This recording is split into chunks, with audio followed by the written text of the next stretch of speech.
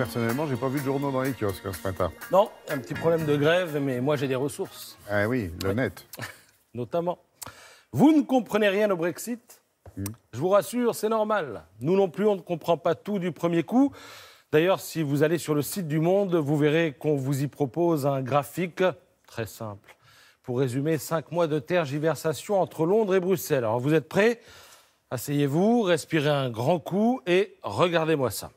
Oh. Alors, quand c'est vert, il s'agit d'un vote positif. C'est du Miro. Quand c'est rouge, c'est négatif. Quand c'est entouré en jaune, c'est que ça s'est vraiment passé. Vous avez des flèches dans tous les sens, on dirait une chasse au trésor, un jeu de piste inventé après l'improbable fusion du Club des 5 et des Scouts de France. Vous êtes perdus?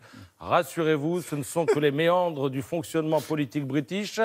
Mais ce qu'il faut retenir en ce 10 avril 2019, eh bien, c'est qu'il y aura aujourd'hui à Bruxelles un Conseil européen extraordinaire pour décider si oui ou non Londres aura droit à un délai supplémentaire pour que conservateurs et travaillistes en finissent avec la guérilla et se mettent d'accord pour entériner l'accord du Brexit.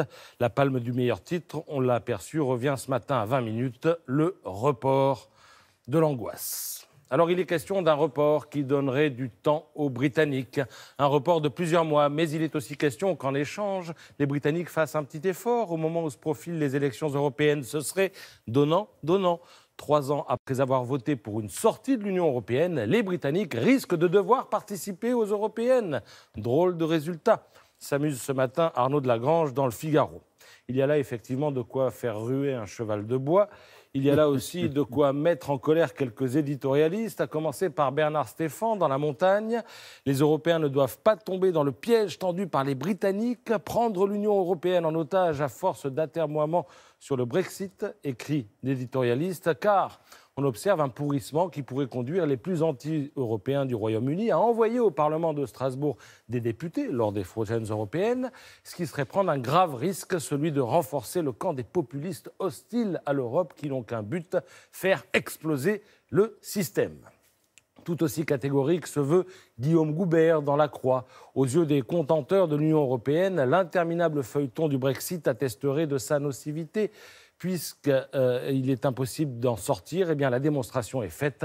Cette construction est une prison des peuples. Or, cette affirmation est fausse. La porte est ouverte. C'est celle du no deal, une sortie sans accord, écrit l'éditorialiste. En gros, allez vous faire voir. Alors, seul Arnaud de Lagrange imagine un miracle, puisqu'en vérité, le délai en cours va encore jusqu'à vendredi.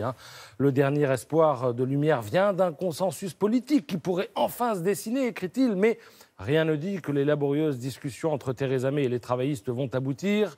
Dans les milieux économiques, outre-Manche, la sonnerie d'alarme se fait stridente. La classe politique est au bord de la folie. Un des grands chefs de la police britannique vient d'appeler les responsables politiques à la modération dans un climat, guillemets, incroyablement fébrile.